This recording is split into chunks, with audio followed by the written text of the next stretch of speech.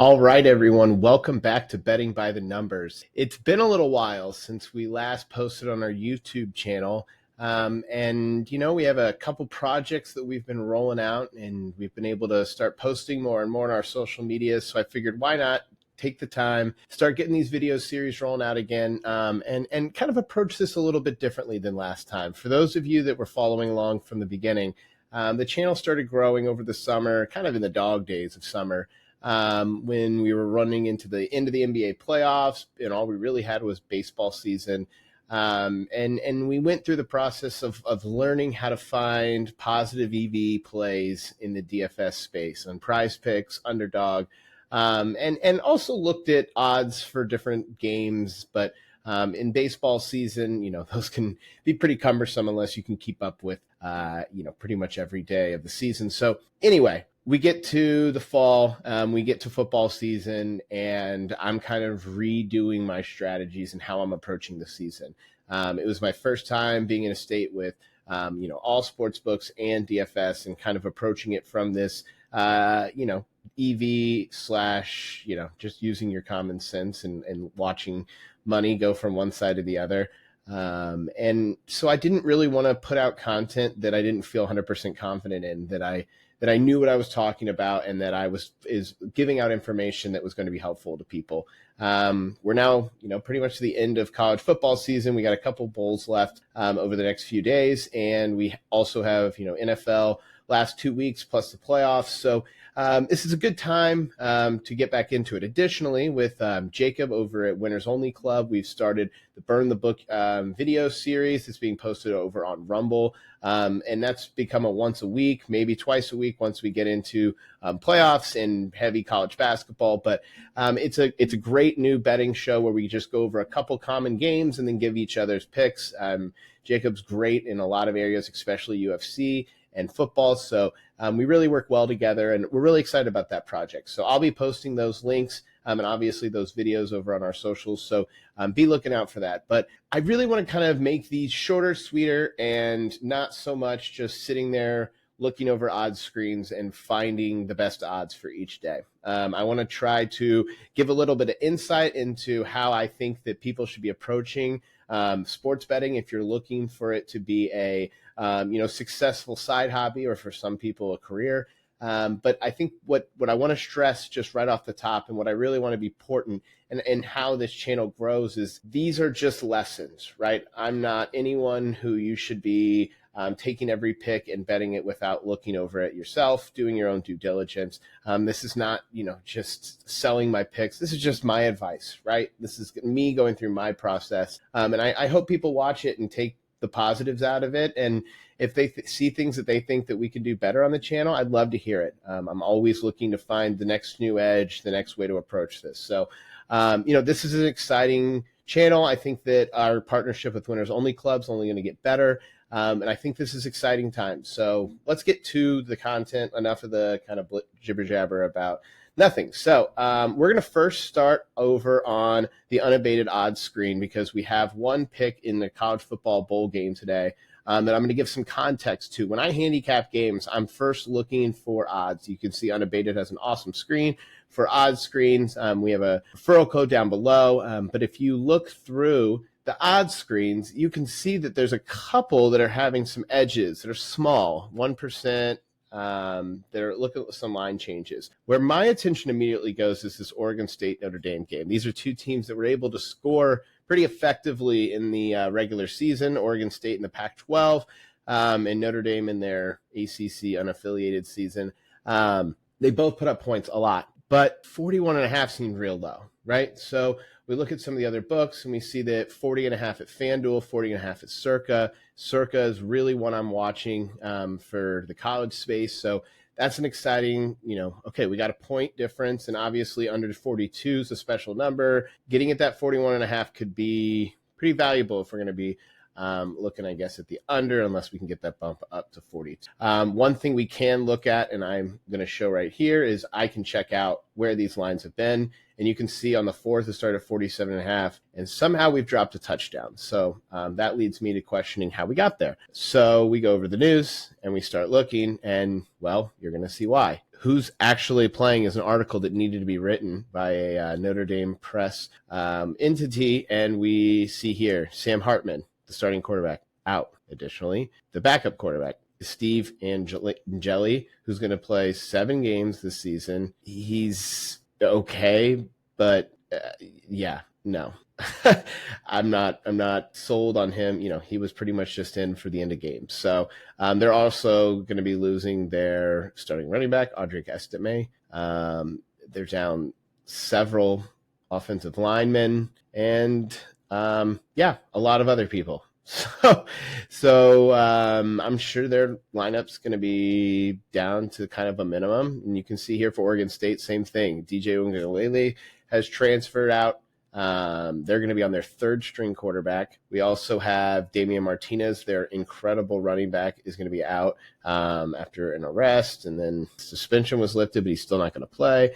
And also their wide receiver and kick returners, probably their easily, him and Damian Martinez are like the 2 offensive players, and they're both gone. So I think it's pretty easy to see where the issue is here, right? We're going to be starting basically an entire new passing game for both teams. That to me says run game's really going to be your best shot. Time's going to start running. New rules in college football this year. You've been able to see teams who can run the ball and have 10, 11-minute quarters, or 11-minute drives rather, because they can just keep it moving. It's not stopping on first down. And I kind of see that here. I'm not sure that they're going to be able to sustain long drives. I think this might turn into a punt fest. If somehow the Sun Bowl just pops off and these 2 teams are able to, really throw a lot of plays, that's great. But I think that just look, when you're losing that many players, especially how important, I mean, you're missing the quarterback and running back and an offensive line for one team, and you're missing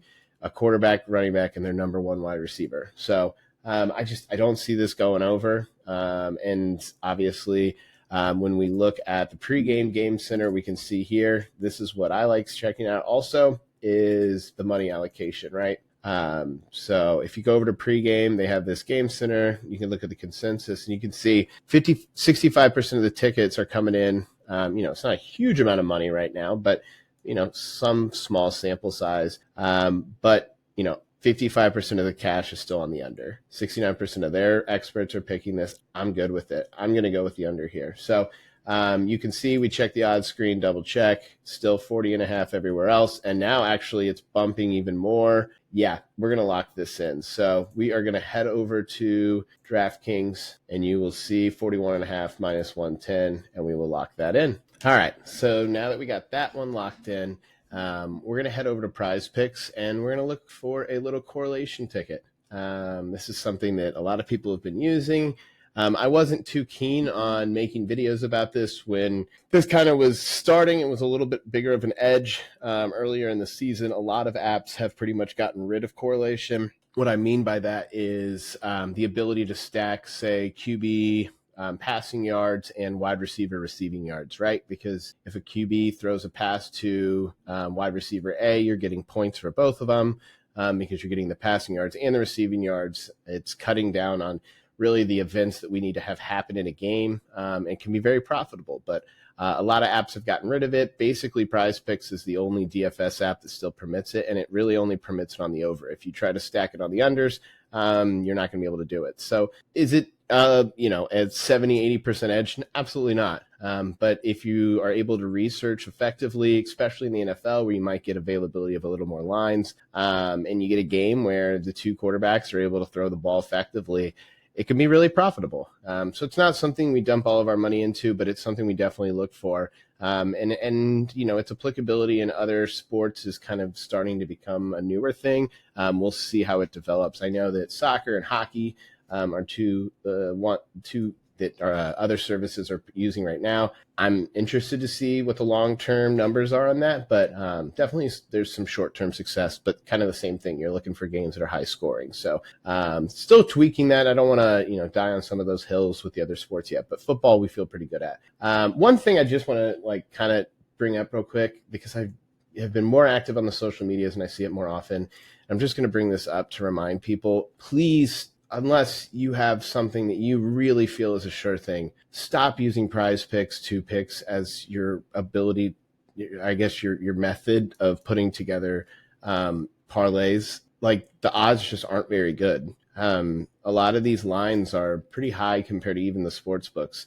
And if you look, I mean, you're going to need minus 136 to have an edge against Prizepicks to be able to, effectively win a bet, where when you have the 5 and 6 picks, you're minus 118.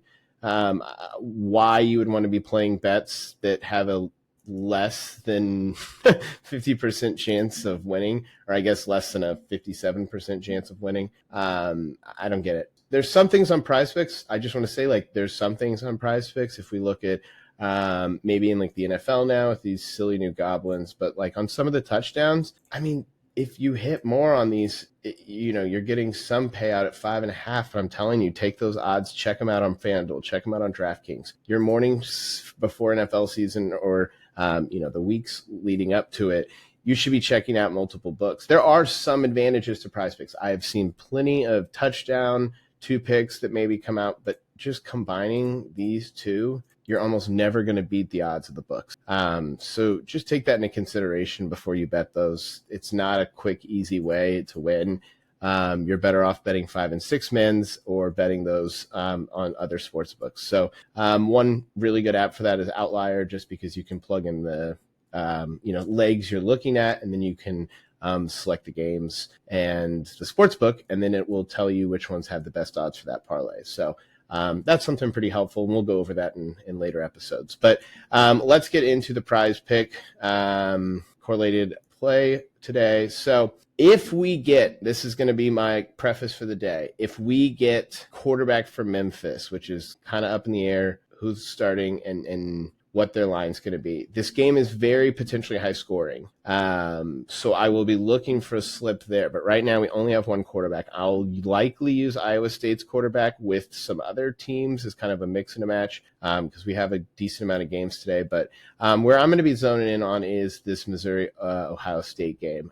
If you follow the Burn the Books podcast, you'll know that I already put out a pick for Mizzou to win this game, not only win it, cover, but I think that there's a lot here to look into on why Missouri is going to win, what this game turns into. It's basically a game of all opt-outs, or a large majority being opt-outs for Ohio State, versus the Missouri team who's playing this kind of like it's their Super Bowl. It's the biggest game in Missouri history in probably a decade. That was not a clean way of saying that, but it's a huge game. So I think we need to look at the two quarterbacks here. We're not going to be having Ohio State starting quarterback. It's their backup. But I still think that there is a lot of potential there. Missouri's defense is good, very good. But I think that there's enough in a bowl game. Ohio State's not going to come into this unprepared. They're going to have enough talent that I'm going to be looking really to the two big people here for both teams. So Emeka Buka is easily Ohio State's best wide receiver going into this, and Cade Stover is going to be their threat over the middle. He's a great tight end. He's going to be able to take some hits from the Tigers. And I think he's going to catch some balls over the middle and hit this probably in the 60s range. And Ibuka, 1 or 2 long plays, he gets himself to 60 yards, a couple extra catches, and we hit that line. So the next person we're going to add is potentially the best wide receiver in the country next year. He's probably top 5 this year. Luther Burden is an absolute dog, and he is just really fun to watch. So I'm going to add him and Theo Weiss. They're your sure threats. If these two are going to get to this number, it's going to be through these guys. I just don't really see it happening another way. My other one would be, and I wonder if they're going to give us a line on this, because we got the rushing yards for Cody Schrader at 103. He is outside of maybe Luther Burden. It depends on how they use him today, but he's the other best threat for the Missouri Tigers. He just ran basically over everyone in the SEC, led the SEC in rushing. I mean, look at that line. He was a monster in his last 5 games. So I, think there's ways to play around this. I'll probably have some other picks that include, putting in the running backs, taking out some of the Ohio State players. But I think if these two guys are going to get to this number, it's going to come this way. So this is going to be the correlated pick we lock in. We got the 2 quarterbacks for the Missouri-Ohio State game, and we have Emeka Buka, Cade Stover, Luther Burden, and Theo Weiss. That is obviously to pay out 25x. So $20 bet would win 500. That's going to be one of our plays for today. And additionally, we had the under in that Notre Dame Oregon State game. That's going to be it for this morning. We're going to be working on our Burn the Book Winners Only Club podcast later today for the weekend. And then we're going to try to have these coming out more often. So please like and subscribe, guys. I know a lot of you who have kind of been waiting, so let's get this going again. I think that there's a lot of exciting times in sports in general, and I've been doing this long enough. I feel comfortable that we can talk about it, find ways to exploit the sports books a little bit and make some money. So drop any questions or suggestions you have in the comments. I'm going to go over them, and excited. So let's enjoy a kick-ass weekend of football, and let's win some bets. Thank you, guys.